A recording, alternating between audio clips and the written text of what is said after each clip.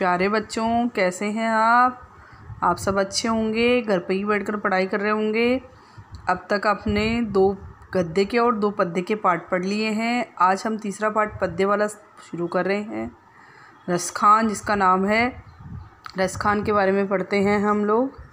रसखान का जन्म 1548 में हुआ माना जाता है। इनका मूल नाम सैयद इब्राहिम था और वे दिल्ली के आसपास के रहने वाले थे। कृष्ण भक्ति ने उन्हें ऐसा मुग्ध किया कि गोस्वामी विट्ठल नाथ से दीक्षा ली और ब्रजभूमि में जा बसे और सन 1628 में के लगभग इनकी मृत्यु हुई थी। सुजान रसखान, मैं अंडरलाइन कर रही हूँ इसको, सुजान रसखान और प्रेम वाटिका इनकी उपलब्ध कृतियाँ हैं।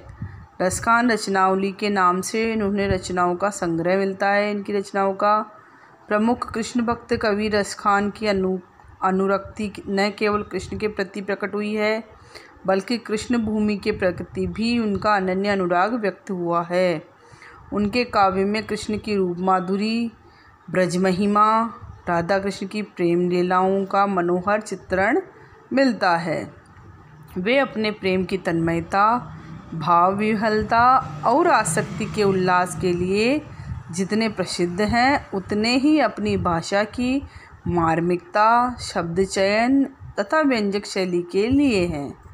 उनके यहाँ ब्रजभाषा का अत्यंत सरस और मनोरम प्रयोग मिलता है, जिसमें जरा भी शब्द आडंबर नहीं है। ये है रसखान के बारे में उनका कवि परिचय कि रसखान का कब जन्म हुआ था, कब वो उनकी मृत्यु हुई, क्या क्या उनकी रचनाएं हैं और उनकी भाषा में क्या है, उनके भाव कैसे हैं, उनके काव्य में क्या क्या है, ये सारा सब कुछ बताया गया है। अब है यहाँ पर पाठ परिचय।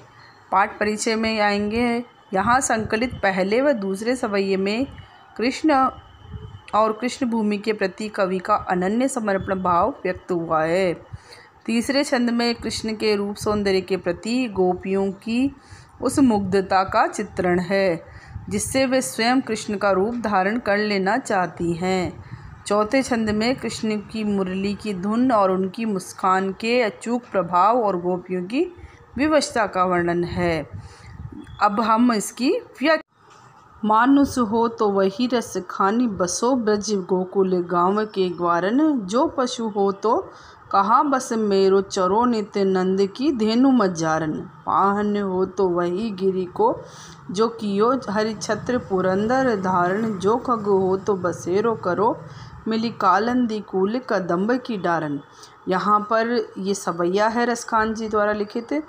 वो कह रहे हैं कि मानुष हो तो वही रसखान जी कह रहे हैं कि अगर मैं मनुष्य बनूं तो उस बसो ब्रज गोकुल गांव के, तो उसी ब्रज और गोकुल गांव के ग्वाले के रूप में बनूं। वो ईश्वर से प्रार्थना करें कि ईश्वर, मुझे मनुष्य जन्म अगर मिलता है तो उसी ब्रज और गोकुल के गांव का ग्वाला बनाया जाए। जो पशु हो तो कहाँ बस मेरो, अगर पशु जन्म मिलता है, ये क्योंकि जन्म पर मेरा वश नहीं है, अगर पशु जन्म मुझे मिलता है तो चरो नित्य नंद की धेनु मजारन, तो मैं नित्य प्रति नंद बाबा की गायों के बीच में चरना चाहता हूँ, यानी वहीं निवास करना चाहता हूँ। पाहन हो तो गिरी को, जो कियो हरि छत्र पुरंदर धान, अगर मैं पत्थर बनूं, अगर ईश्वर मुझे पत्थर बनाए तो उस पत्थर के रूप में बनाए मुझे, जो श्री कृष्ण ने अपनी अंगुली पर हरि छत्र पुरंदर धारण कि इंद्र वर्षा के कारण जब जल प्रलय हो गई थी, तो जिन्होंने गोवर्धन पर्वत को उन्होंने श्री कृष्ण ने अपने अंगुली पर धारण किया था, तो उस पर्वत का मैं पत्थर बनना चाहता हूँ। जो खग हो तो बसेरो करो, मिली कालिंदी कूल कदम्ब की डारन, और अगर मैं खग यानी पक्षी बनूँ तो मैं वहाँ बसेरा करना चाहता हूँ, जो कालिंदी यानी यमुना का किनारा, कि यमुना के किनारे जो कदम्ब का वृक्ष है उसकी डाल पर मैं बसना चाहता हूँ। कि मैं अगर पक्षी बनूँ तो वहाँ यमुना के किनारे जो कदम्ब का वृक्ष है उसकी डाल पर मैं बसना चाहता हूँ। इस तरह से इन्होंने रसखान अपने सवैये के माध्यम से कहते हैं कि मुझे किसी भी रूप में जन्म मिले, परंतु जन्म मिले मुझे ब्रज और गोकुल गांव के ही आसपास जन्म मिले मुझे। दूसरा जो पद है, या लकुटी अरु कामरिया पर राजती हूँ पुर को तजी डारूँ, आठों सिद्धि नवो निधि के सुख नंद की गाय चराही बिसारू।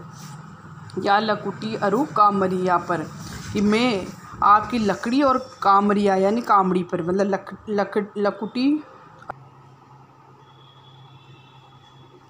या लकुटी अरु कामरिया पर राजती हूँ पुर को तजी डारो, आठों सिद्धि नवो निधि के सुख नंद की गाय चराई बिसारो। कि आपकी लकड़ी और आपके कंबल पर, श्री कृष्ण के लिए कह रहे हैं कि आपकी लकड़ी और आपके कंबल पर मैं तीनों लोगों का राज्य न्योछावर करने वाला हूँ। राजती हूँ को पुर को तजी डारो, यानी तीनों लोगों का राज्य न्योछावर करने वाला हूँ। आठों सिद्धि नवो निधि के सुख, और मैं जो आठों सिद्धियां जिसको प्राप्त होती है, यानी वो बड़ा ज्ञानी पुरुष होता है जिसको आठों सिद्धि और नौ प्रकार की निधियों का सुख प्राप्त होता है। तो वो कह रहे हैं रसखान जी कि मैं उन आठों सिद्धियों और 9 निधियों के सुख को भी क्या है कि अगर मुझे नंद बाबा की गाय चराने का अगर सुख मिल जाए तो उसके ऊपर मैं विसार दूँ, यानी उसको भी भूल जाऊँ। यानी मेरे एक तरफ अगर 8 सिद्धि और 9 निधि और एक तरफ नंद की गाय चराने का सुख हो तो मैं उसको ही सबसे पहले लूँगा। रस खान कबो इन आखिन सो ब्रज के बन बाग तड़ाग निहारो।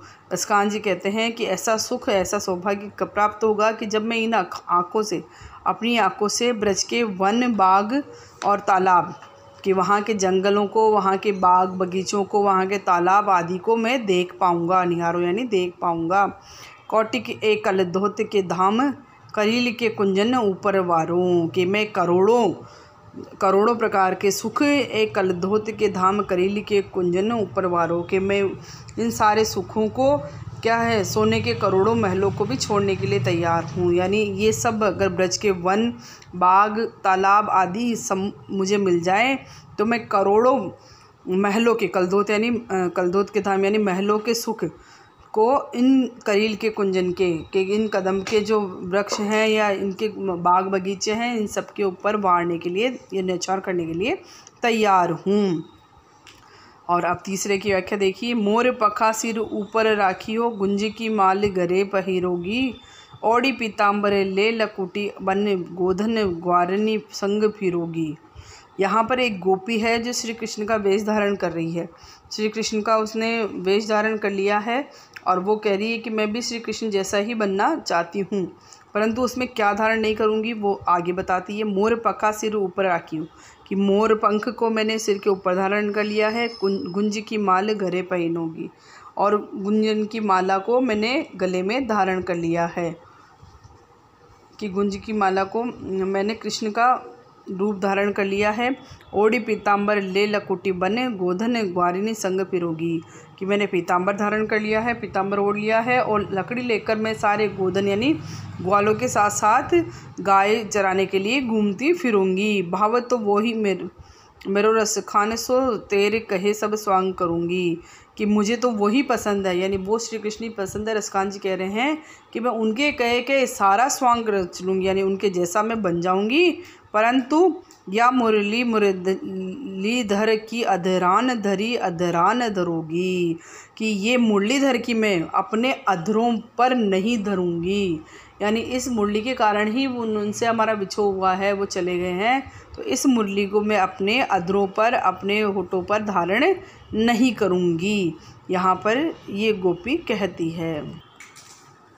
कानन दे अंगूरी रहीबो जब ही मुरली धुनी मंद बजे है, मोहिनी तान सोरस खानी मोहिनी तानन सोरस खानी, अटा चढ़ी गोहन गेहे तो गेहे, टेरी कहो सिगिरे ब्रज लोगनी, काली को कितनो समुझे है, मायरी व मुख की मुस्कान, समरी न जेहे न जेहे न जेहे। यहाँ पर एक गोपी श्री कृष्ण के बारे में कह रही है कि एक तो उनकी बांसुरी की तान और एक उनके मुख की मुस्कान, कि जैसे ही वो देख लेती है, सुन लेती है, तो वो अपने आप को संभाल नहीं पाती है। तो इसके लिए कह रहे हैं वो माई रिवा मुख की मुस्कान, समरी न जेहे न जेहे न जेहे, कि हे माँ, मुझे उसकी मुख की जैसे मुस्कान देख लेती हूँ ना, तो मुझसे अपने आप को संभाला नहीं जाता है, नहीं जाता है, नहीं जाता है। कानन दे अंगूरी रही वो जब ही मुरली धुनी मंद बजी है, कि जब भी उस मुरली की धुन बजती है कि मंद मंद जब मुरली की धुन बजती है तो मैं अपने कानों में अंगुली दे देती हूँ ताकि वो मुझे सुनाई नहीं दे। मोहिनी तानन सो रस खानी, अटाचरी गोहन गोदन गेहे तो गेहे। और इसी मोहिनी तान के कारण ही वो कह रहे हैं कि मुरली की धुन के कारण ही मैं अपनी अट्टालिका यानी अपने महल पर ऊंची से ऊंची चढ़कर गोदन यानी एक प्रकार का लोकगीत है वो गाने लग जाती हूँ मैं, ताकि मुझे उसकी बांसुरी की आवाज़ नहीं सुनाई दे। टेरी कहो सिगरे ब्रज लोगनी, काली कोऊ कितनो समझे। और सब ब्रज के लोगों को मैं जल्दी जल्दी आवाज़ लगाकर सबको इकट्ठा कर लेती हूँ और उनको मैं समझाने लग जाती हूँ, या उनको वो मुझे समझाने लग जाते हैं। क्योंकि मैं श्री कृष्ण का मुख भी नहीं देखना चाहती हूँ, क्योंकि उनकी जैसे ही मुस्कान देखूंगी तो अपने आप को संभाल नहीं पाऊँगी, तो मैं लोगों के बीच में हो जाती हूँ ताकि उनका चेहरा मुझे दिखाई नहीं दे, और मैं अपने कानों में अंगुली दे देती हूँ ताकि वो श्री कृष्ण की बांसुरी की आवाज़ मुझे सुनाई नहीं दे। इस प्रकार से इस पाठ के जो अर्थ है आप सभी को करना है। चारों पद का मैंने अर्थ कर लिया है। आगे हम अगले वीडियो में पढ़ेंगे। धन्यवाद।